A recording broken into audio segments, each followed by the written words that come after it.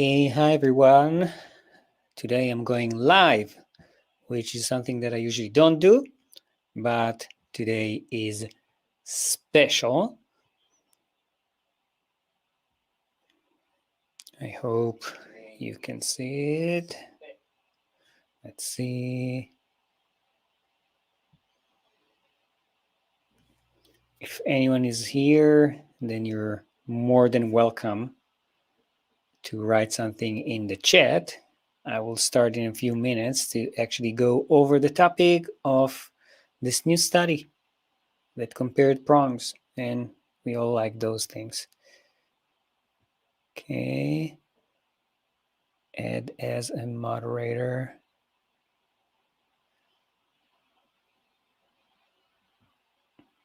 Save. Okay, you're now a moderator. We'll wait a few more minutes and then we'll start. Can you still hear me?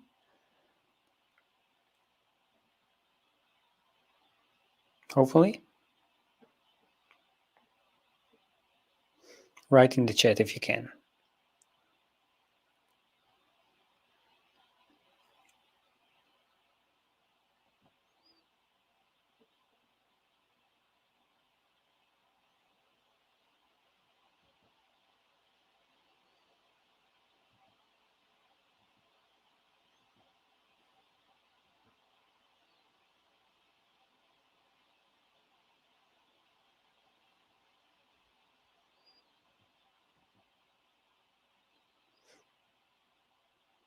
Okay. Miri, can you hear me?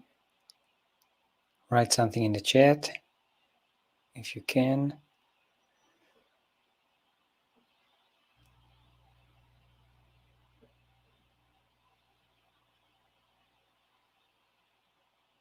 Okay.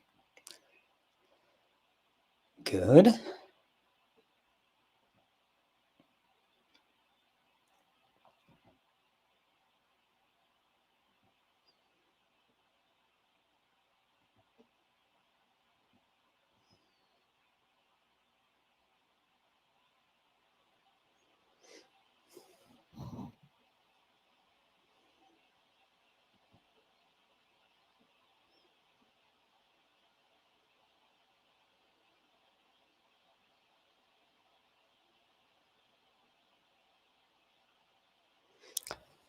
Okay, I guess let's just start.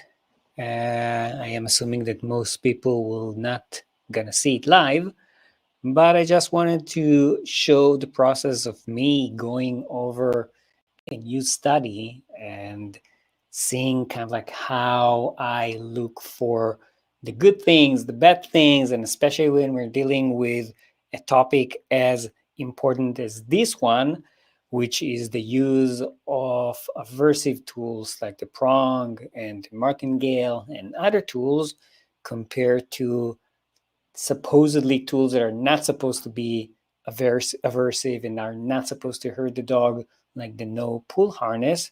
And in this study, they wanted to compare them to each other to see if they affect the welfare of the dogs and if one of them is better at stopping pulling behavior than others. Now, if you're not watching it live, then first you should know that this is the first time I'm actually reviewing the paper. I'm reviewing it with you. And I mean, I actually going to read it for the first time with you. So it's going to be something that might take, I assume, like an hour. I will try to later on, when it's not live, to put a link or in the description a way for you to jump to the conclusions, at least my conclusions of the study. Two other things before I start. One is that I did put a link to the actual paper in the description of this video, so you can actually go to the description and click it. It's open source, so everyone can read the paper. And two, because this is the first time that I'm reading it, then I might be wrong, right? Because I'm just reading it now, and because I'm also doing it in a live stream, I might go too fast and miss some important details and maybe even say wrong things, even though usually I'm always right. You can ask my wife, I'm always right. But in case I wasn't, I apologize in advance. What I'm going to tell you now is mostly based on my knowledge and the way that I review papers. So, without too much information and a lot of things, I'm going to review this paper. It's called Comparing the Efficacy in Reducing Pooling and Welfare Impacts of Four Types of Leash Walking Equipment. I'm gonna switch to a way that I can see the entire thing, but I hope that you will continue seeing me. If you do have questions or remarks, please write them in the chat. It might take me a little bit of time before I can see them because I can't see the paper and the chat at the same time. But from time to time, I will go back so I can see what you think or answer questions that you have. Okay, so this paper is written by two researchers, Johnson and Wayne, from the Department of Psychology, Arizona State University in Arizona, in the United States. It was published not long ago, October 24th, 2024. So, what, 2 weeks ago, a week and a half ago, something like that.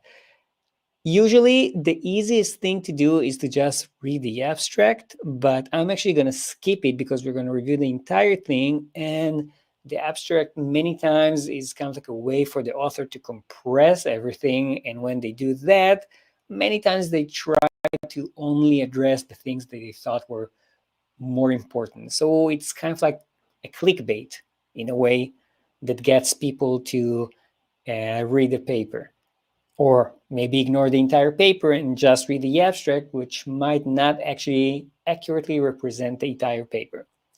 So let's start with the introduction. Introduction usually goes over important information from the history and even the reasons for why the authors decided to do this study. And I apologize for my accent. I will probably pronounce things in a weird way, but you'll have to deal with it. So, there are an estimated 65 million pet dogs in the United States, with an additional 113 million in Europe. Reported that 69% of United Kingdom dog owners felt leash pulling to be a problem. And of course, as you can see, there are always also the actual reference from. This is where they take those numbers from. A good paper should have references. So you can actually double check and see if the authors were right and gave you the right number and actually used a good resource. Because many times it's actually a bad resource, or they might not even write a resource and they will base it on something that they believe to be true, but doesn't actually have any scientific data behind it. Let's continue.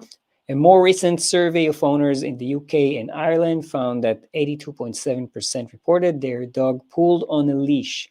Over 30 days of study, 32% of dogs that pulled on leash, less than 30-minute walk each day, and a further 18% were not walked every day. Similar trends were observed in another UK sample. Okay, you know what? I'm not going to read the entire thing, but basically what they're trying to say is that different studies show that dogs pull on leashes, and it's a big problem for many owners. Yes, and they say overall, an owner's concern about managing their dog on leash leads to dogs not receiving daily exercise, which can lead to weight gain and other behavioral concerns from limited socialization and enrichment.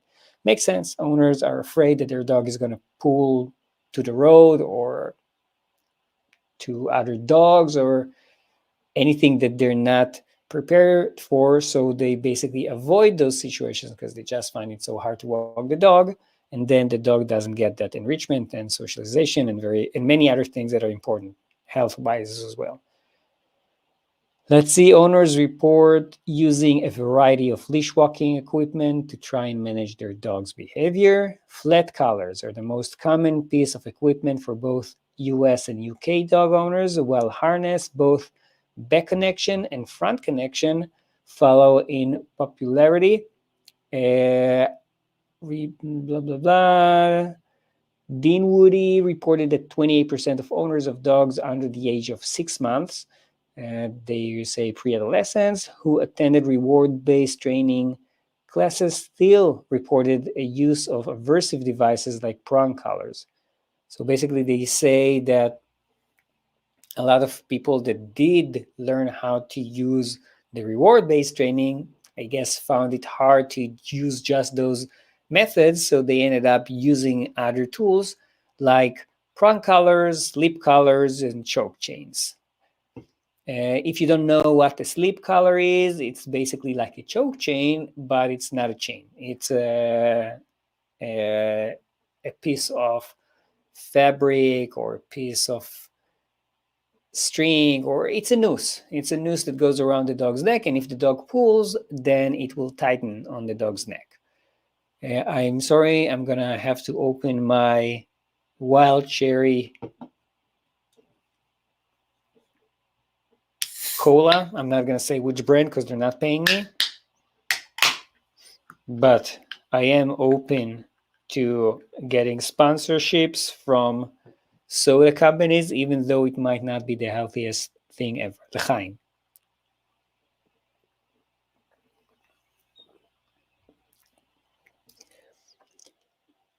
Okay. In a study of dog owners, you know what, let's make it bigger. I am getting older and my eyes are not the best anymore. In a study of dog owners surveyed at a shelter, those who walk their dogs on a prong collar or choke chain reported being less satisfied with their dog's overall and leash walking behavior, regardless of whether they were relinquishing their dog to the shelter or continuing with the ownership. In a survey, let's see, I'm just trying to kind of like find the gold nuggets here and not bore you with the entire thing. That might be important. Owners of dogs with fear aggression to dogs appreciated the immediate control they achieved with aversive collars like sleep, choke, and prong collars. Again, it might make some sense because they might be unable to get the dog away, so it's pretty easy to just go and shop for one of these tools without actually having any knowledge. I'm not saying it's a good thing. It's actually just the opposite. But many people do believe that it works. But does it? This is actually the goal of this study, to see if they work better than other tools.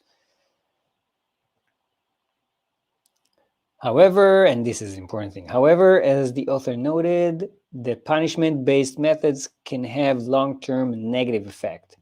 And one of the authors is Dr. Dodman, and he's also a veterinary behavior specialist. He's actually a very known one. He wrote many books, many chapters, many studies. Let's see, I'm just reading things here. Neck model. Okay, so now they're talking about like different, like the force that will be administered by pulling on those collars, and like the force that's going to be administered on the neck in a way. And there's a very big variability, as you can see. Some will cause 40 Newton, which is light constant pressure. They can be even up to 70 Newton, so almost twice if I guess the dog keeps like really pulling hard. And if you use a method, and I did discuss it in several of my videos here on YouTube, if you jerk on the collar, the prong collar, or any of those tools, you can cause even much higher pressure, higher force on the neck of the dog. So that's why those jerks, those corrections are actually very, very bad and could be even dangerous. Let's see. The researchers, again, it's from one of the studies here that they cite. The researchers reported that all recorded pressure across all colors and all magnitudes exerted a level of pressure known to cause tissue damage and death in humans. However, the use of simulated neck model did not provide insight into how the model, so it wasn't tested on an actual dog. But in people, if you use the same pressure, you're going to break skin. So all those people that say, no, I tried it on myself, it didn't hurt, it didn't do anything, you probably didn't use it as hard as you would on a dog. Okay, so I'm going to skip a little bit, but basically they show the data about studies done before on the effect of those colors, the physical and behavioral. Now they talk about ways of trying to measure stress levels. So many times they will use ACTH or cortisol levels. I will say that in my experience and in my knowledge, these values are not the most accurate. I mean, I wish we had like one value that we can measure and will always show us that if it's high, it means that the dog is in stress. If it's low, it means that the dog is happy.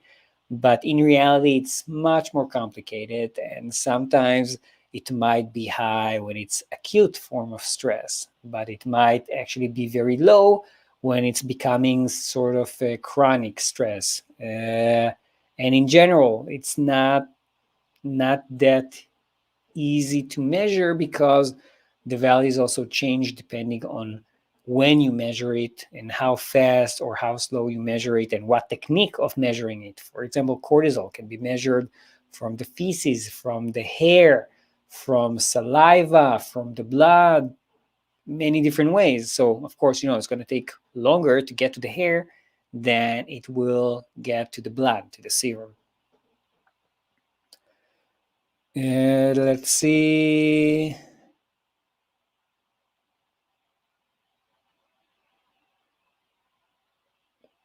Okay, in this study, the Granger, Willis, and Montrose from 2016, they also measured different things like neck collars, harness, etc. And they said that the authors cautioned that due to the lack of other stress indicators, the observation of ears back should be taken with caution. So again, they saw that the ears back and thought that maybe that's a sign of stress, which it might be. The authors noted that the lack of behavioral stress responses indicate that the welfare was not compromised on either device. And again, it really depends on what you measure and how you measure it.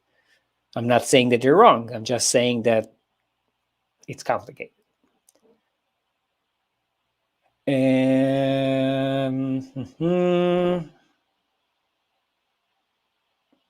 Okay, so you know what? If you want to read it later, I definitely recommend reading it. It seems like they do use these three studies a lot. The Montrose one, the She, and the Dodman.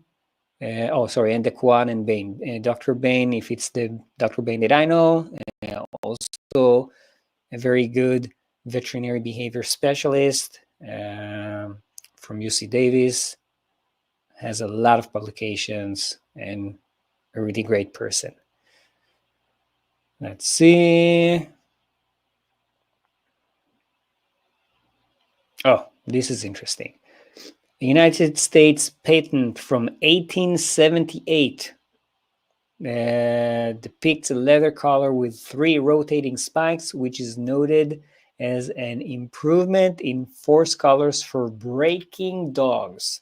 Okay, so even when those collars were invented in the 1800s, they were invented as a tool that should cause pain, that should at least cause stress, and by that will break the dog. Kind of like is sometimes used in horses, the term breaking a horse, meaning doing something that stresses him so much that eventually he just stop doing it. You kind of like break him from their behavior.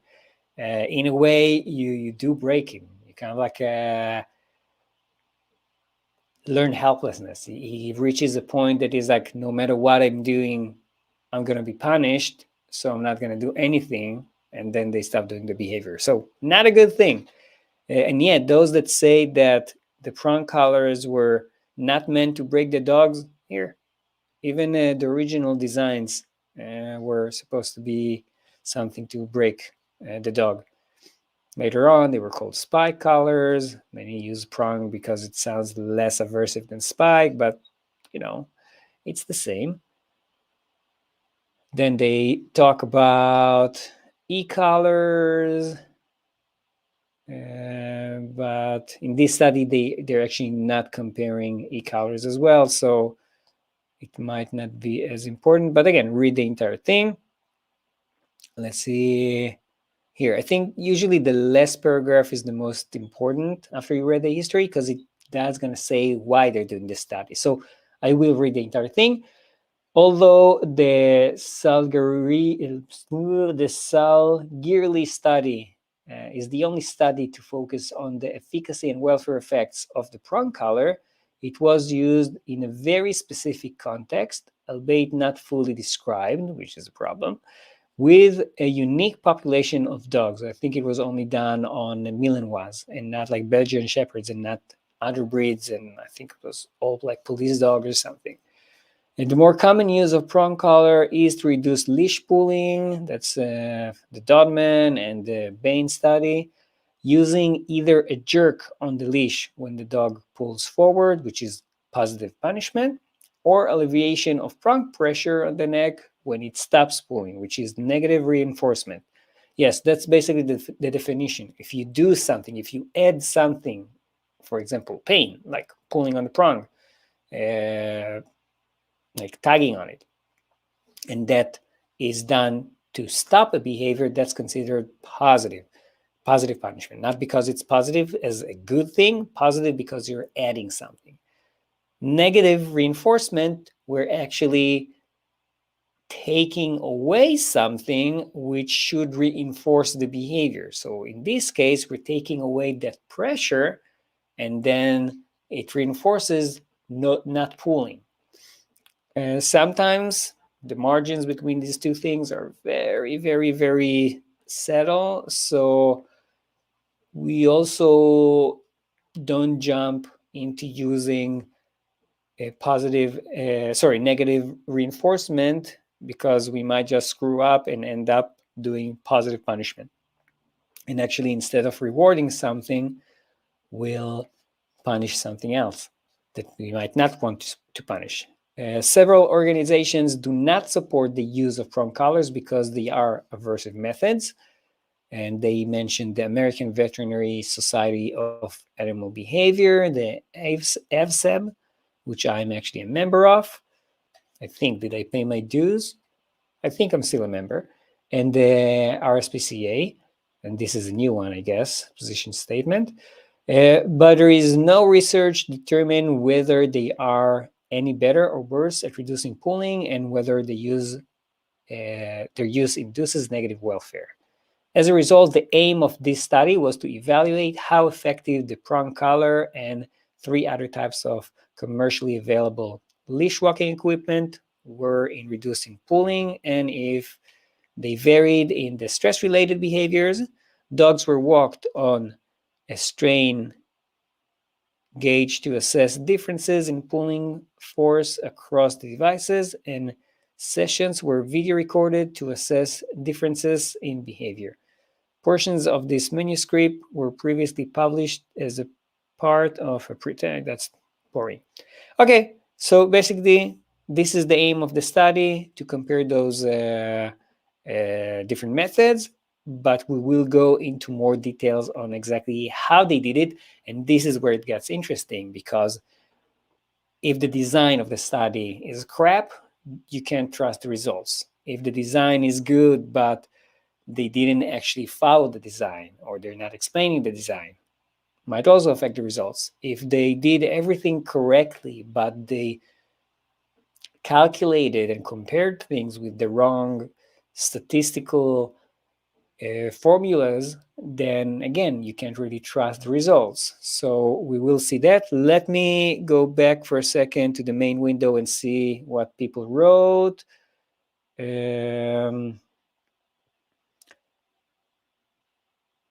the dog talk? They're lying. I mean, right. It's always the question, like, how can we tell if the dog is actually enjoying this or not, or suffering?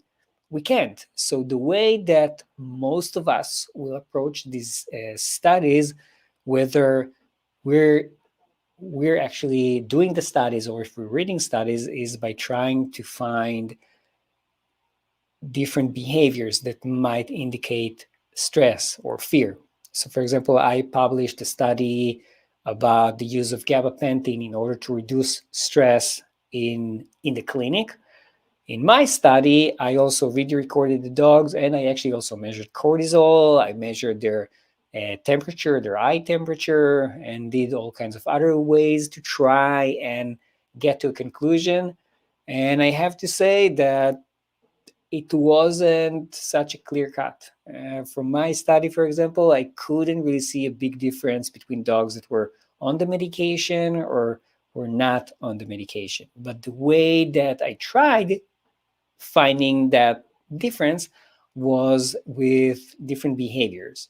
So there are some behaviors that we know that they will do more when they're stressed. For example, lip licking, and they mentioned the ears, so it depends on how the ears are positioned over the body, or yawning, sniffing, barking, exploring, etc., etc. In my study, and I have to say that I saw that kind of like in many other studies, usually you see the lip licking as a very big, let's say, I don't know if it's an indicator, but it does seem to be something that we can usually see a difference between the different things that we do. So yeah, they're lying, maybe. Sorry, I didn't read the entire thing. So yeah, you mentioned that that they use different terminology, I'm assuming. So they call it prongs instead of other names, just to make it sound like it's not that bad. But yeah, it is what it is. Let's continue. So materials and methods. So first, really important, it was approved by Institutional Animal Care and Use Committee of the Arizona State University. Any study done on animals should have this IACOC approval. They will always have a protocol number. It's a very specific way that you need to get this approval even before you can start the study. If you see someone doing a study that didn't get an IACOC in the United States, and I guess it has a different name in Europe and in Asia and Africa, although I have to say I didn't read a lot of papers coming out of Africa, but in most places, if it's studied involving animals, there will be some committee that has to approve it.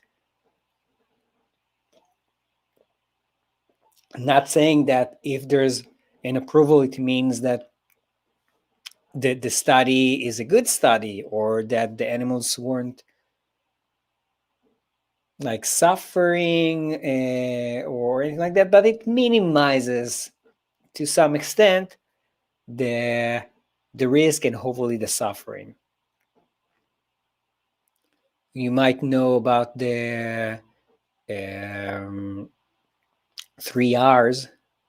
There are different ways nowadays, but you want to reduce the number of animals you're using. You want to refine the methods that you're using, and you want to replace animals in, for example, models that are not animals, computer generated models, or in vitro, like in a lab and not like in a plate or something like that, and not in an actual animal.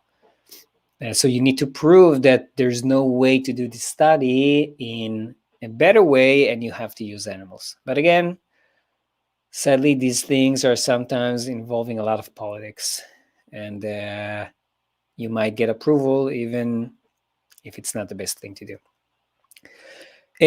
I'm not going to go into the statistics too much, but if there's something that I can, right away see and say, oh, this is wrong or this is good, I will mention it. A priori power analysis for an ANOVA with repeated measures with the power of 0.8 and a medium effect size of 0.25, indicated sample size of 24 was required. So there's a way to, according to kind of like the things that you're going to measure, and you're looking at different papers from the past, there's a way to punch all of this data, and that will tell you how many animals you actually need to get in order to be able to see any statistical significance between the different treatments or the different methods that you're using. A power of 0.8, a medium effect of 0.25 is something that I would say is kind of like the standard. So yes, let's go with this is good. 24 dogs are required, and now they have a table with the names of all the dogs, where they came from, the breeds, their weight, and their age in months. We identified 26 dogs from 2 Sacramento, California area shelters, 23 of whom completed all 4 walks. So they actually had one less dog than they said was required. So they said 24 were required, but actually only 23 finished. So it doesn't make it not valid. It just means that it's harder to get, let's say, results, especially if the difference between the treatments is not that big. You might not actually see the difference because you don't have enough dogs in the study. They excluded 3 dogs. They explain why. They were just like too excitable, so they couldn't really test anything. And they say that basically everything was done in the shelter, all the regular training, not training, walks and all of that. I think yes, so I saw this. We chose to work with shelter dogs to have a population of study dogs with consistent recent exposure to just one form of leash walking, a sleep lead. And now look, it's recent exposure. And it's really important because we had dogs, and here it says it here, dogs age 6 months and 10 years. So a 10-year dog probably have a very different background than a 6-month-old dog. So a 10-year-old dog maybe was also trained with the shock collars and prong collars and stuff like that in the past, while the 6-month-old was only trained with the sleep lead and nothing else. So it might affect the results. Hard to say by how much. And also, there's a big difference between the age of the dogs, but the weight, I would say I think it's pretty good. I think using only medium to large size dogs is pretty good. It's definitely a lot harder to compare Chihuahua with a Great Dane. So it's,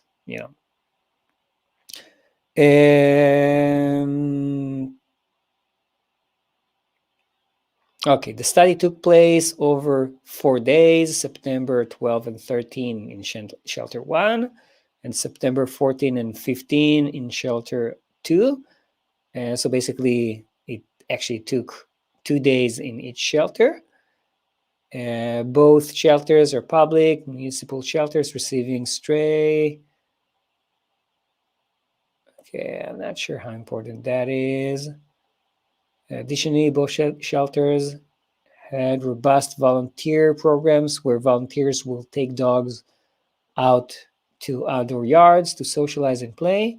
If considered appropriate, dogs were also provided the opportunity for play with another dog. And dogs at both shelters were walked by volunteers and staff to different kennel locations or areas within the shelter, like the outdoor yards on sleep leads. Again, that's important.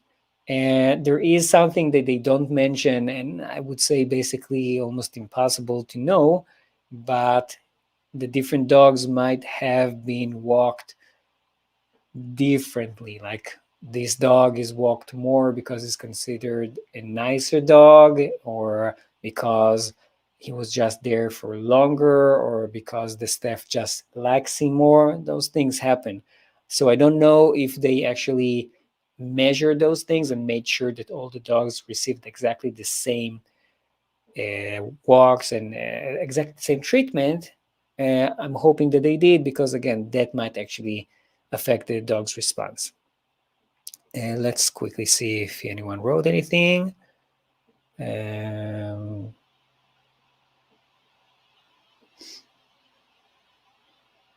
Yes, isn't a large range of age a good thing because it cancels the age factor in the research? Yes and no.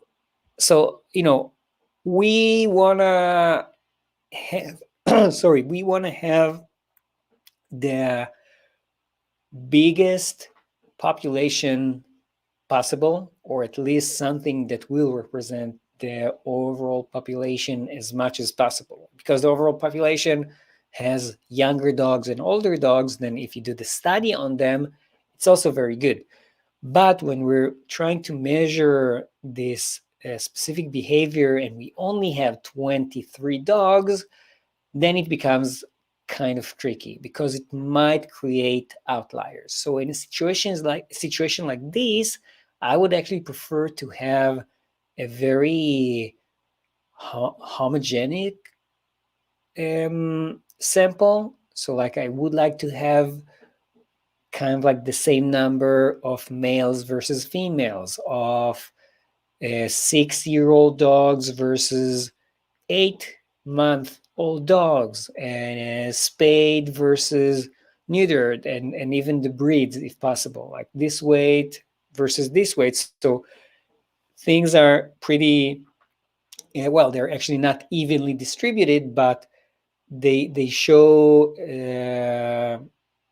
they don't have outliers, or they don't have a statistical bias that will basically might pull the results towards one side versus the other. Because, for example, if it has a lot of older dogs and just a few younger dogs, that it can definitely affect the results and might not give us an overall reflection of the population in general. Does that answer the question? What happened to do unto others? Yeah, exactly. But yes, Alive 25. That's true. But my hope with studies like that, even though that many times they tend to be aversive, right? Because they are testing aversive tools. My hope is that if we have at least one or two good ones, good studies, then we can use those results. If we keep doing more and more studies and they're bad studies, then sadly people like what's popular, not what's right. And once you have something that backs up the maybe unpopular opinion, then it's a lot easier to convince them. So that basically would be my goal here. Okay, let's go back to the paper. Can you still see the paper when I'm switching over to it? Because in my side, it looks like when I'm not looking at it, there's like a black square. Miri, can you see it? Well, not right now, but when I'm, you can see it. Okay, good. Equipment, and that's really important because that's actually what they're testing. So dogs were walked on 4 types of leash walking equipment: 1 inch martingale collar, and they even write the same, the brand, and you're going to see it in a second. There is a picture. Front connection harness, which sometimes called no pull harness, a starmark collar, which I didn't even know existed, and a prong collar. Each type of equipment was then attached to a 5 long, 1 inch wide nylon leash. Dogs were walked between sessions on a sleep lead. Okay, I'm just going to skip to the picture so you can see. So this is what they call a martingale. Basically, it's also a choke collar. Let's not sugarcoat anything. This is also a choke collar, not a lot different in my eyes from a sleep lead or a choke collar. The only difference is that it's like a piece of fabric, and many times it might not actually choke the dog. So it really depends on the circumference of this part of the leash. Oh, sorry, of the collar. Meaning that now if the dog pulls, this part or these two chains will get closer to each other, so this entire thing will kind of like get closer. Now if when it's completely closed, it's just the kind of like the width of the dog's neck, it's not going to choke, it's just going to prevent it from running away. But if it's narrower than the neck, then it's going to choke the dog. So, again, it really depends on how this thing is measured, and they don't say it in the paper. This is a front attachment leash. Many times it's called a no pull harness. There are different kinds of harnesses like this. The idea of using something like that is that if the dog is pulling away, then because the leash is connected to the front of the harness, it will make the dog turn to the side of the leash, so the dog can't continue walking to that way. It does, of course, have some pressure points on different areas on the dog's body, but relatively to the other tools, it's supposed to be less aversive. Of course, every tool can be aversive, don't get me wrong. If I take this and I start jerking on it, it's going to hurt as well. Is it going to hurt as much as this spiky thing or this spiky thing? Probably not, because this one is not actually intended to cause pain. This is more intended into using the negative reinforcement that I mentioned before, while these two are meant to mainly cause, well, you know what, again, depends on how you use it, but let's say it's a lot easier to cause positive punishment with these two tools than with this one. And C is the starmark collar, so it's basically a prong collar that's made out of plastic, and then the prong collar, which is a metal prong collar. Okay, so now we know what tools they were using. Now they actually explain about the tools. I already mentioned it, so we're not going to go over it again. Here, how did they actually measure the pulling? To measure the pulling force of each dog in each condition, we created a battery-powered strain gauge. That dynamically measured pulling force over the course of a walk. This gauge was attached. This gauge was attached to the nylon leash, which was then attached to each type of equipment. So basically, it's something that measures the force that the dog is pulling on. The strain gauge was constructed. Okay, so they really explain how they constructed it, and it can measure up to 100 kilograms, which is 981 newtons. This system was mounted as to an ascender. Anyways, this is it. The leash is connected to that, and it measures how much the dog is pulling on the leash. They calibrated it with using different ways and walked a few dogs with it to determine if it's working appropriately. Oh, this is also important. All walks were recorded using an Insta360 ONE X2 camera. Those cameras are really cool. I would like to have one. Insta360, if you want to sponsor me and send me one of these, I would not say no. They are very good. These cameras do a 360 recording around the person who's holding it. So you might have those selfie sticks, or you connect it to your motorcycle, for example, and it records everything around you. It also comes with software and stuff like that that can dynamically edit everything. So it can like show you, and then it moves and shows what you're actually looking at, etc. So they used it to be able, let's say, do they show? Sorry, the camera has one wide angle lens on each side of the device that can record in 360 degrees that can be edited later to keep focal subject within the frame of the resulting video. The camera was held on an extendable stick by the handler's arm, parallel to the dog. This allowed the dog's entire body to be recorded during the walk. Okay, this is actually pretty smart using a new technology. That way, you don't need to hold. Let's say my phone is the camera. Okay, sorry. Let me zoom in on myself for a second.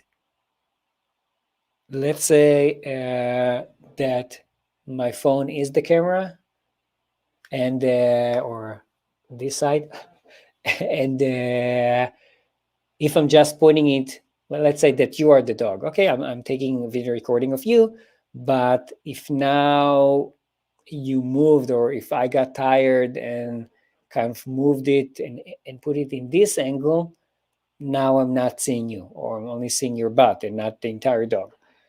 So by using something that does 360, you will always have a view of the dog. Having said that, what happens if the dog is looking away? Because they're holding it parallel to the dog. So if the dog is looking to the side, pulling to the side, something like that, you're not going to be able to see his facial expressions. Or if the dog is maybe lip licking to the left and you're standing on the right, you're going to miss that as well. Okay, so again, better than nothing. Definitely not perfect, but this is science. We're getting better and better. Technically, a way to avoid it will be to like mount cameras on both sides of the dog, and then you know for sure that you're recording everything. But it's going to be really hard to review all of it later on. Maybe in the future with AI and stuff like that, it will make those things easier. A procedure: each dog was walked on the, and this is really important because that's what I would say build or breaks a study. Each dog was walked on a sleep lead from its home kennel to an enclosed outdoor yard. The handler allowed the dog to explore the outdoor yard off leash for several minutes before the dog was fitted with one of the leash equipment types. The equipment was then attached to the nylon leash, attached to the strain gauge. It was important to ensure that the dogs were maximally energetic throughout the measured walks because they wanted them to basically pull. So after piloting of walks 10 minutes in duration, all walks from which data were collected lasted 5 minutes. All dogs were walked on each piece of equipment for 5 minutes, beginning as soon as the handler and the dog exited the outdoor yard area. Video recording and tension measurements also began at this time. The first author was the handler for all dogs and walks. So that's very important to mention. It was the same person that always walked them. Because if we have different people, we might get different results with one person. It makes it, let's say, more consistent. As far as the 5 minute walks, I don't know if that's enough time to get enough measurements of, again, a tool that causes stress, especially if the dog was wearing it in the past. You might not be able, because again, many of these things we'll see after chronic use and not like the first time that you use it. Like many times, the first time that you do something, you might, because you're so excited, you might not be completely aware of the tool. But once there's a routine, then there's, and let's say, less adrenaline in your system, then you might be in much more stress. So these tools should be measured over time, probably not just the 5 minutes. Again, it might show like the acute differences, but not something that I would use for long term. I hope I didn't confuse you here. All walks were completed in the same order of increasing potential level of aversiveness. And they say that the potential level of aversiveness, and again, I don't know why they're saying it, because they mentioned in the introduction that there aren't actually a lot of studies that are showing which one is worse. So technically, it's an assumption here, but they say that the martingale collar, then the front connection harness, then the starmark collar, and then the prong collar. I will say that the martingale collar,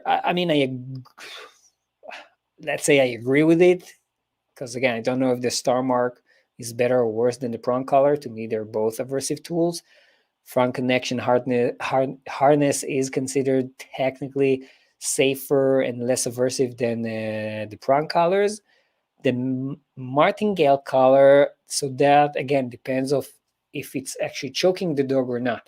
If it's not choking the dog at all, then I guess yes, it's not as aversive as the front connection harness. If it is choking the dog, then it might be after the harness. Out of a concern, the tool designed to provide aversive stimulation could cause discomfort to a dog and influence its behavior with the same handler on future walks. Okay, I understand. Potential aversiveness was interpreted in this study as the device's potential to impose discomfort on the dog, given each tool's design and construction. Okay. The martingale and the harness are both made from fabric that lies flat on the dog's body. However, the harness requires additional handling to affix to the dog and has multiple pressure points on the body, which can make it more restrictive than a simple collar. So I guess they say that the martingale is like using a simple collar. Both the starmark and the prong collars have projections designed to create pressure and tension on the dog's neck to stop the dog from pulling. So I definitely agree with that. We can put them in like two separate groups in general. The projection on the prong collar are stainless steel, which is likely more aversive than the plastic prongs on the starmark collar. With that, I'm not completely agreeing, because if you hit me with my phone that is mainly made out of plastic, it's gonna hurt as much as if you're, I'm assuming, as if you hurt me with a can of soda here. One other thing that I think is important to mention is the fact that they're saying that they did everything in the same order. They always did this one, and then this one, and then this one, and then this one. They didn't have randomization here. So that might also create a bias, right? Because there's a specific order which might affect the dog's behavior by going in that specific order. For example, it might, if we're talking about doing a counter conditioning, okay, and desensitization, we try to start with something that doesn't affect the animal that much and gradually increase it to something that's more affecting or more aversive, for example, and more and more and more. So by going from something that technically doesn't hurt the dog up to something that does hurt the dog, but doing it gradually, maybe we're changing the dog's response to it. Also, it's important to know that it wasn't a double-blinded study, meaning that the researcher is the one that's walking the dogs, and she might, I think it was a she, might have her own, she might already have something in mind when she's conducting the study, like, yeah, I know that the prong collars cause more pain, so she might behave differently than she would by using the choke collar. So if I said earlier that it's good that one person did everything, technically it can also be a bad thing. And the order of things can also affect things. Again, I know no study is perfect, but it's important to know that these things can have an effect. At the end of each walk, the dog was brought back to the enclosed outdoor yard where the equipment was taken off and then walked back on the slip lead to its home kennel. Dogs were provided at least 2 hours in their home kennel between walks. So usually you give them a few hours to kind of like calm down, so we won't have the effect of one tool over the other. Are 2 hours enough? Maybe, maybe not. The handler walked the dog as neutrally as possible and kept quiet throughout the walk. That's important. To ensure all pulling force on the leash was guided by the dog and not imposed by the handler followed the dog wherever it chose to walk. If the dog chose to stop, the handler remained still for up to 1 minute before attempting to engage the dog to continue the walk. We'll see later if they say how they tried to make the dog continue walking. It is, again, we said the walks were only 5 minutes, so stopping for a full minute might also affect the results in a way. I didn't see the raw data, so I don't know how many dogs were actually stopping. Maybe they'll mention it later. The handler only controlled the direction and path of the dog if necessary for safety. The dog was not allowed to walk off the curb. Well, that makes sense. They don't want the dogs to hurt themselves. Yeah, but it is important. Like if many of the dogs started like pulling in the trainer or the walker needed to adjust them, then of course it will affect the force.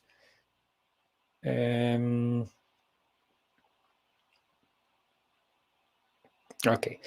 Behavior was continually assessed during the walks by the handler to identify any acute and detrimental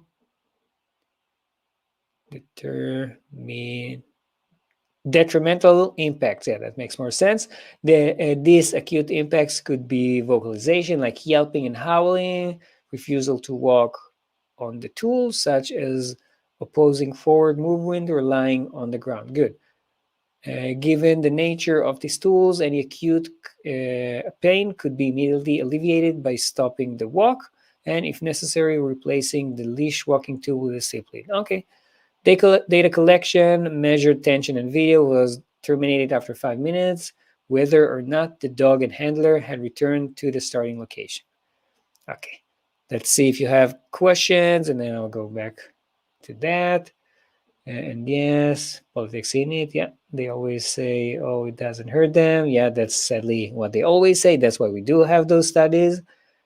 If they admit that anything hurts them, that would take it down a road that they don't want to go down.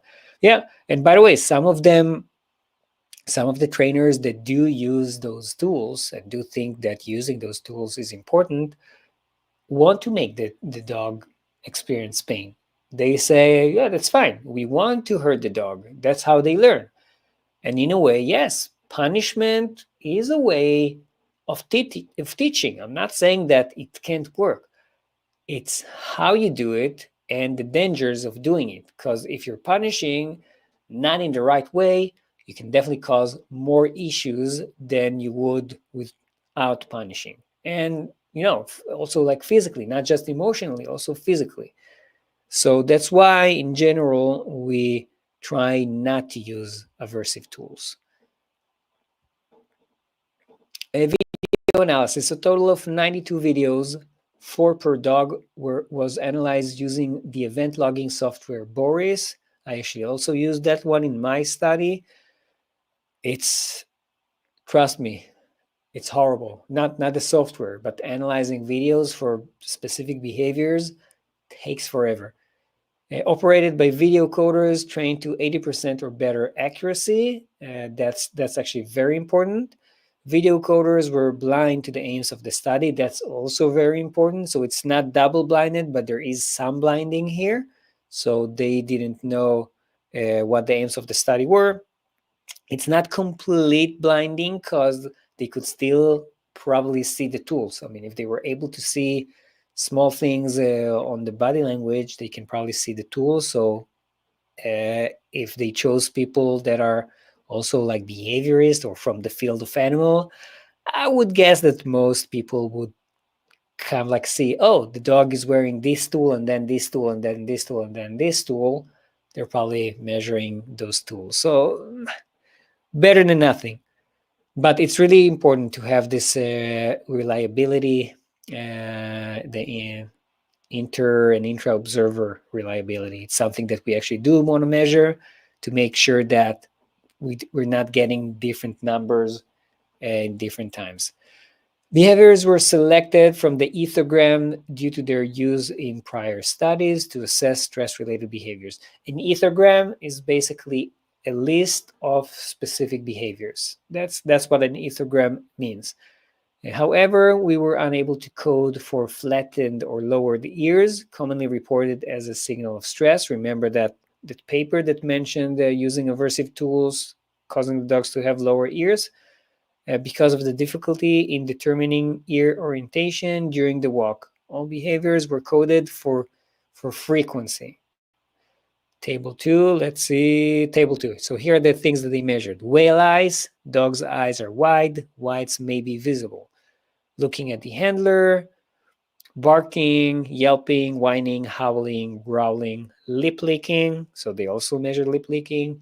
Lower tail, crouch, yawning, shake off, quivering, sniffing, and balk. Balk is dog resists moving, walking forward with handler.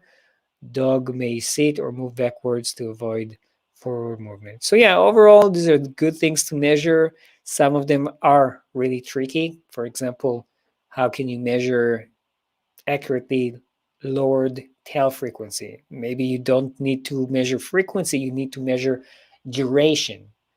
Like how long was the dog carrying the tail at this position, and not just how many times, because they might go up and down. There's breed variability in those things, but overall, good things to measure. Now, this is usually the boring part, the statistics. And let's say that if you don't understand it, then you might not really know how to find those wrong things.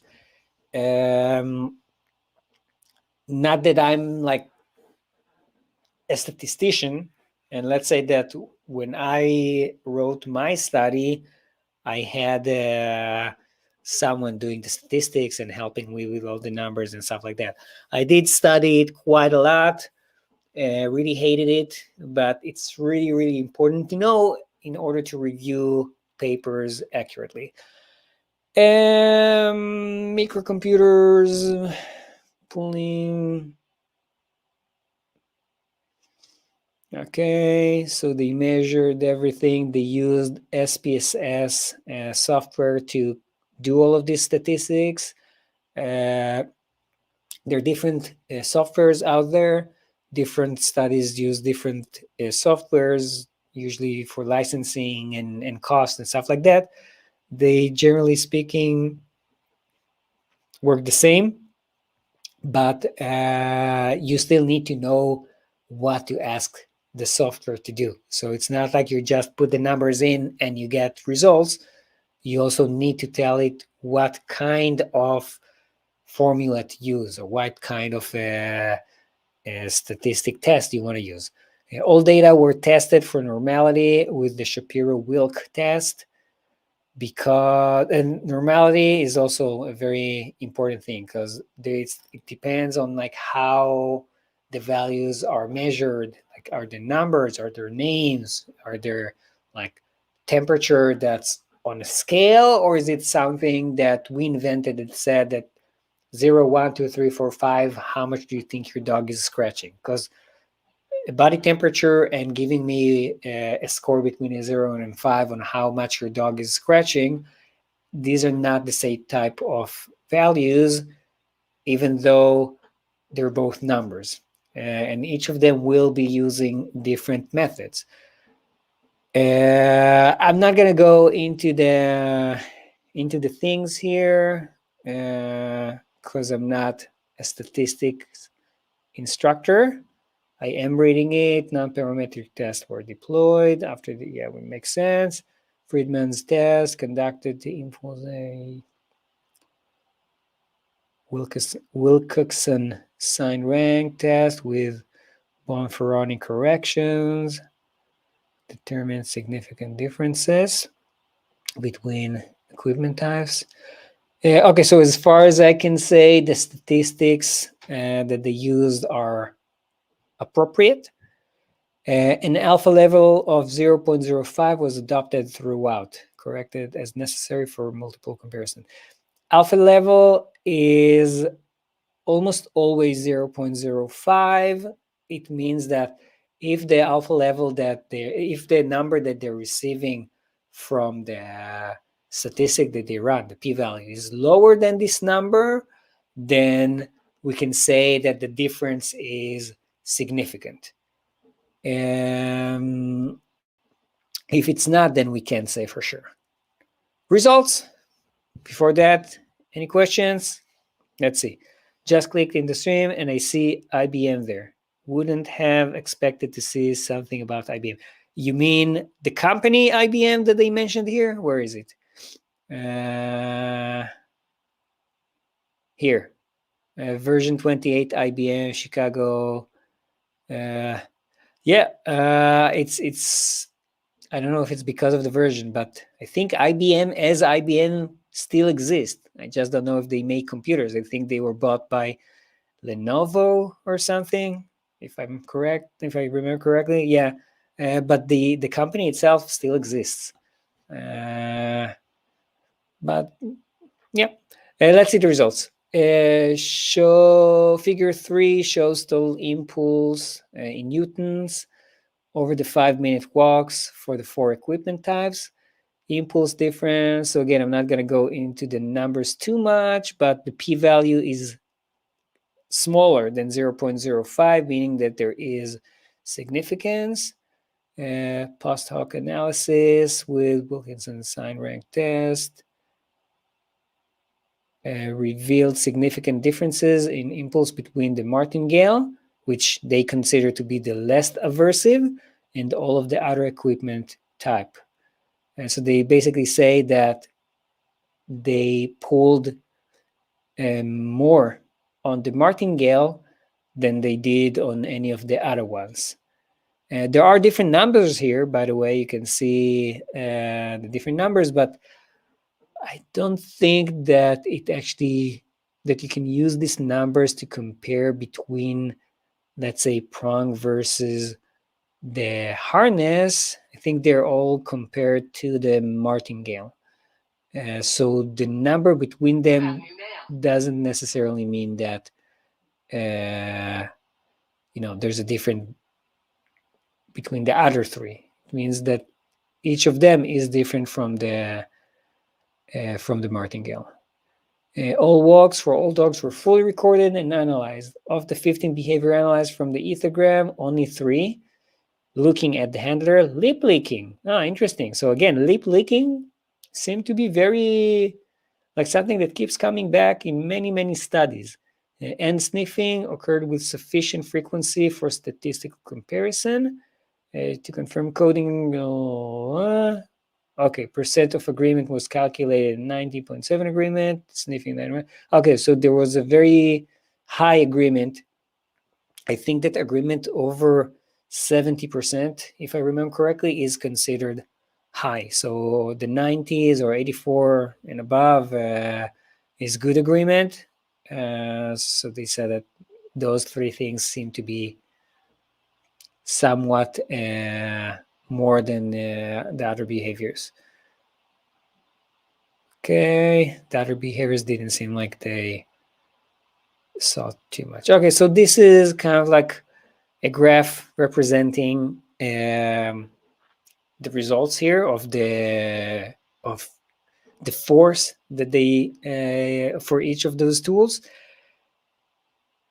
Even without reading the explanation, I can tell you that it might be somewhat deceiving. And you look at it and you see, oh, the prong is like tiny, and it's all just here. They're like only pulling less than 2,000 newtons, while on the martingale they're pulling like so much more. But then you're looking at it as but there's this box, and the box is about 5,000, but it actually goes up, and it depends on like the percentile. You can read it later. I think it's called whiskers. They go up to 10,000. And you can see that there's another one on the bottom here. So actually, some dogs with the martingale pulled like they would with the prong collar, and not much more. And you can see they did mark the medians, and they did mark the means.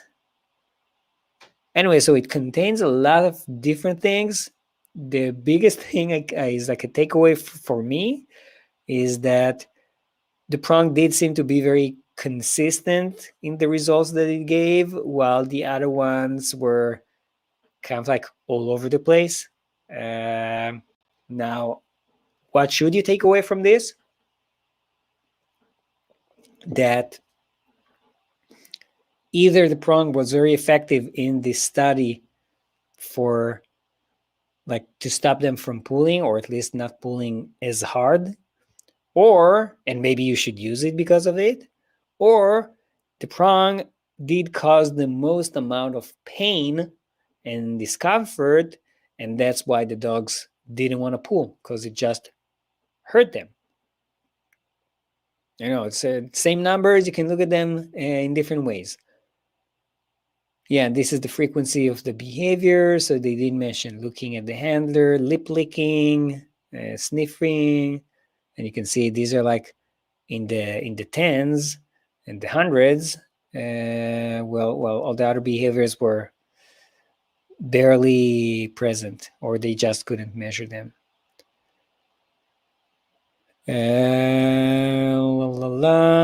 Unless we have for each equipment type.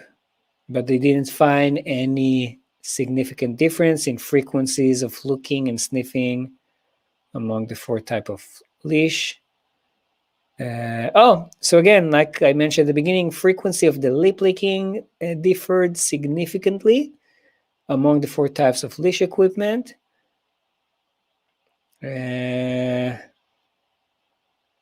Wilkinson Rank found a significant difference in lip licking between the martingale and the harness.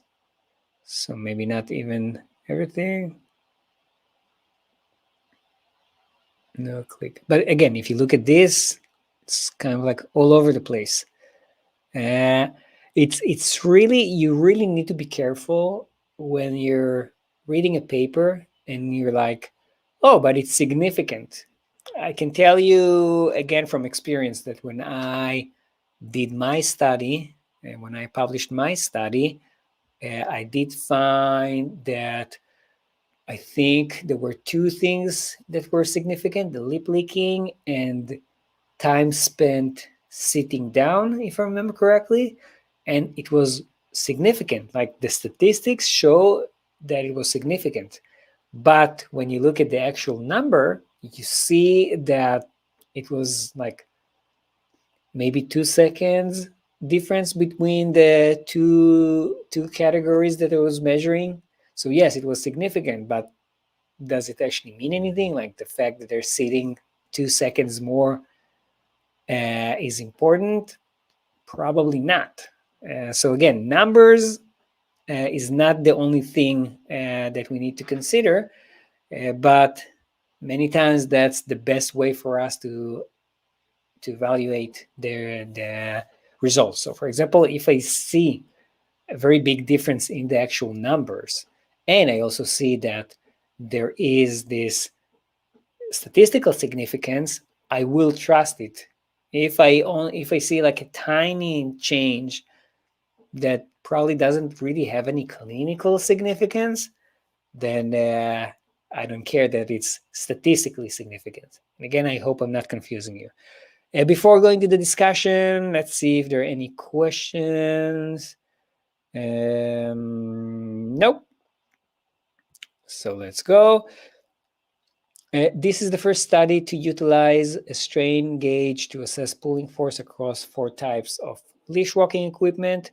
We were particularly interested to see if, as advocated by some dog trainers, the prong collar was superior at managing pulling behavior, but whether due to its aversive design, there were any negative welfare effects. The martingale was considered baseline measure in the study. So many times in the discussion, they kind of go back to the history that they mentioned before. But let's see what they say. As previous studies on flat collars have shown, dogs in our study pulled significantly more on the martingale than on any other equipment type.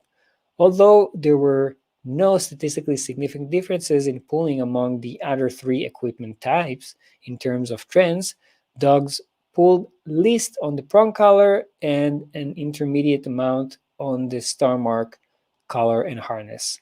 So basically what they're saying that statistically speaking, dogs pull the most with the martingale compared to the other 3. Then there's no more of this significance. Now they're only talking about a trend, only talking about like the dry number. So even though they weren't significant, like weren't statistically significant, they did say that it did seem, and you saw it in the graph, that it seemed like the prong collar was had like lower numbers of pulling than the other 2 methods. That star smart thing in the no pull harness. Let's see what else. Oh, and then they say, given that the prong collar was the most punitive equipment type in the sample, it is perhaps not surprisingly that the dogs experiencing potential aversive pressure from the metal prongs of the collar attempt to alleviate the pressure by reducing pulling. Yeah, I mean, that's a good conclusion. The dog is pulling, it hurts, then they pull less. Should you use it? I don't think so, but doesn't say that they're not pulling less. But again, they didn't find any statistical significance here. So should you take these numbers and just say, oh, here, it's working? Probably not. So they talk about an old study again. Because we were... No, they're talking about like a harness that attaches on the back, but they didn't use it. Our findings that the dog pulled more on martingale than other equipment types might be interpreted to imply that the dogs were experiencing more stress on the martingale because of the pressure that the collar would create on the neck. However, stress-related behaviors were not increased on the martingale collar. So they were pulling more. They didn't actually, and it caused a lot more pressure, but it didn't cause more stress related behaviors. Let's see. Maybe they pulled on it because it actually was more comfortable and less restrictive than the harness.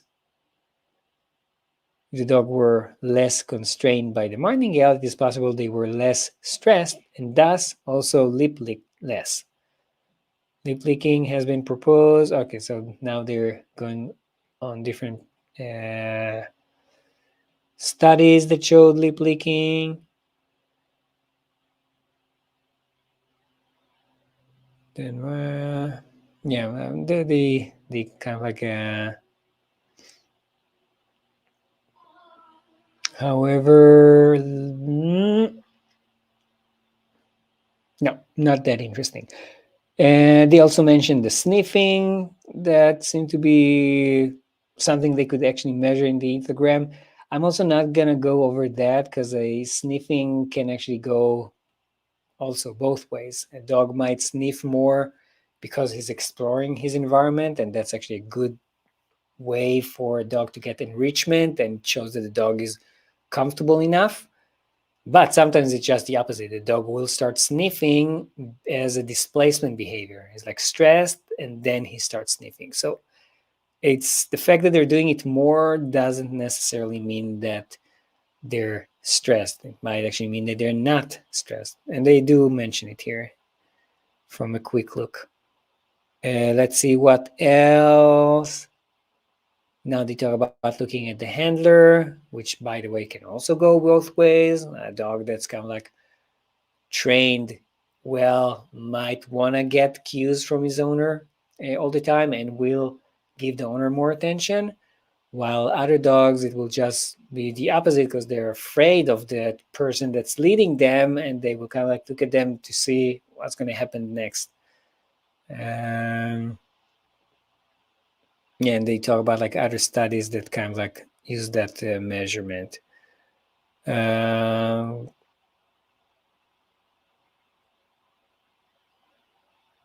Okay, let's see the limitations and future directions. That's usually the end of the study or the paper, and usually very very interesting.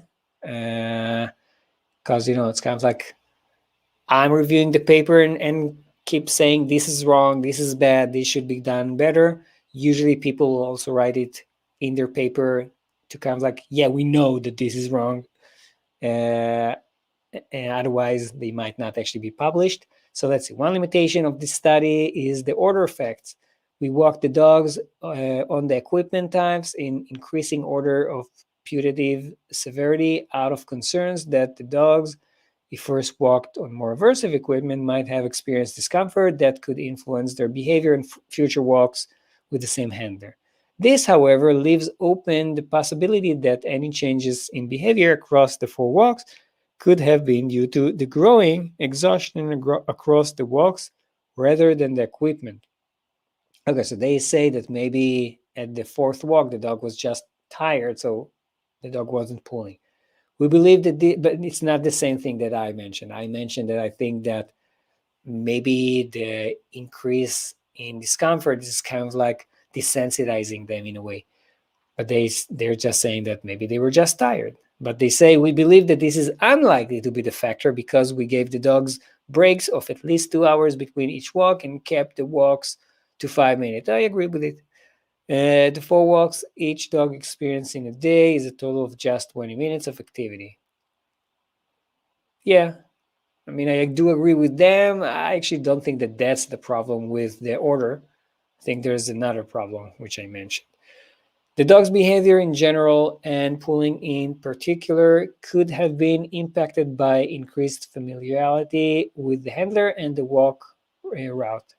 Insofar as this could be a concern, it mirrors the experience of a pet dog going on a regular neighborhood with its owner. Owners still report concerns with leash pulling on their daily walks.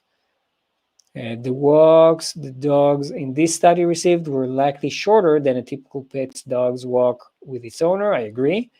But after piloting 10-minute walks with some dogs, we felt that 5 minutes was an appropriate duration to obtain complete assessment. Blah, blah, blah, blah, blah. So, yeah, I mentioned that 5 minutes, I actually don't think it's enough. And also, just one walk with each tool, I also don't think is enough to actually get to too many conclusions. It is reasonable to assume that any pulling and other reactions to the leash more likely to occur early in the walk when the dog is most excited. I agree. Another limitation and envy for future research lies in the nature of the walks the dogs participated in. The dogs in our study were walked with minimal interference from the handler in order to provide the best foundation to assess impact of equipment design on dog initiating pulling. However, most dog walkers are probably more interventionists than we were, meaning tagging on the leash. Further studies could investigate the impacts of different kinds of leash equipment on more typical dog walks and more interference and additional pulling tension imposed by the human dog walker. Finally, we note that with larger sample size, it might have been possible to obtain more clarity on the presently borderline differences in sniffing between equipment type.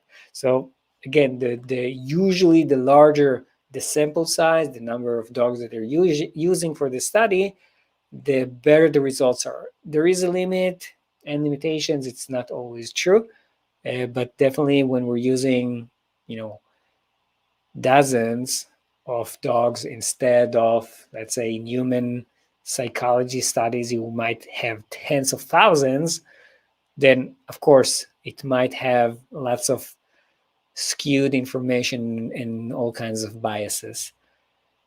So I mentioned other things that I thought were limitations to this study. I'm not gonna go back on them, but yeah, there are limitations, and like any other study. Conclusion: when trying to mitigate problematic leash pulling, dog owners can select from a wide variety of leash equipment types. These tools vary particularly in the degree of aversive pressure applied to punish pulling. We were particularly interested to see whether the prong collar was any better at mitigating leash pulling than other commonly used types of leash equipment, and whether there were any welfare impacts effects to its use. We were able to demonstrate using a strain gauge that dogs pulled most on martingale collar compared to the other leash equipment types. There were no statistically significant differences in pulling between the putatively, I don't know why I can't say it, most aversive tool, the prong collar, and the other less aversive types. Behavior analysis did not provide clear evidence that any of the four equipment types result in impaired welfare, although these results might indicate to some that dogs are not stressed while the tools designed to create some aversive pressure like the starmark and prong collar. We caution generalizing these results to the wider pet dog population. Dogs in this study were walked without any additional tension or pressure from the handler in a relatively controlled environment. These conditions likely do not hold on many typical dog walks. Further research should investigate behavioral and welfare impacts across different equipment types when dogs are walked by a variety of handlers in other walking scenarios. Okay, so this is it. And by the way, usually you will also have links to funding. Authors receive no funding for their work. This is sometimes important because you can say that, oh yeah, the prong collar company is paying them to do this study. So of course the results are this and this. No competing interests. And there's always like supplemental files and stuff like that. Maybe they even have the videos there. I didn't check. We can check later on. So let's get to the conclusion. Basically, what we're seeing is that prong collars or aversive tools as one category. So prong collars, the no pull harness, and that starmark collar, three tools that can cause discomfort to the dog. Both of them cause the dog to pull less than the martingale, which they consider to be the non-aversive tool, like almost a flat collar. So the conclusion you can take from it is, I mean, it depends on the person you are or what you're looking for. And that's usually the problem with looking at papers. You can say, yeah, prong collars are not much worse than a no pull harness because dogs stopped pulling with both of these tools, assuming that they didn't pull as hard as a flat collar, so no problem using it, especially because it didn't seem like there was a big effect on welfare according to the results in this study. So yeah, so you can look at it this way. You can also look at it in another way. You can say, Okay, so the no pull harness was as effective as the prong collar. So if it was as effective as the prong collar, why should you actually choose to use a prong collar, knowing that one tool was meant to be aversive and cause pain, and the other one does cause some discomfort, but wasn't designed to cause pain to begin with. So that's a very big take-home message from this study, as far as I can say. The study is far from being perfect, and we discussed it. So you need to be very careful when reading stuff and kind of getting to the conclusions. One other thing I would like to say regarding this paper and kind of the conclusions is that they do mention it in the conclusion that it doesn't really represent everything, right? It doesn't represent the way that most of those dog trainers, like the Dog Daddy and all of the other trainers, the Caesar Milan and all of the other trainers that I usually review, use those prong collars, because they tag on it. Tagging on it will increase the pressure, the force on the neck much more than if the dog is pulling on it, right? And they say tag on it. They do those corrections, those punishment. So just taking this paper and saying, here, it's as good or it's not too bad like a no pull harness, really depends on how you're using it. There's a big difference if you're only putting it on the dog and the dog is pulling and kind of like adjusting the level of the force he's causing the collar to have on his neck, to someone else tagging on it and causing a lot more pain. So I hope you enjoyed, or at least didn't get too bored from this review. If you have any questions, now is the time. I did get a private message asking me about the pillow. You can't really see it.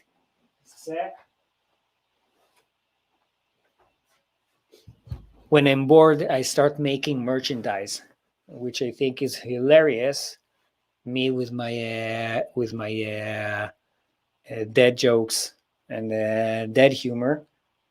Really like the butt here, of course, and I have other stupid stuff like that. You're more than welcome to buy it if you like it. Should be a link in the description down below.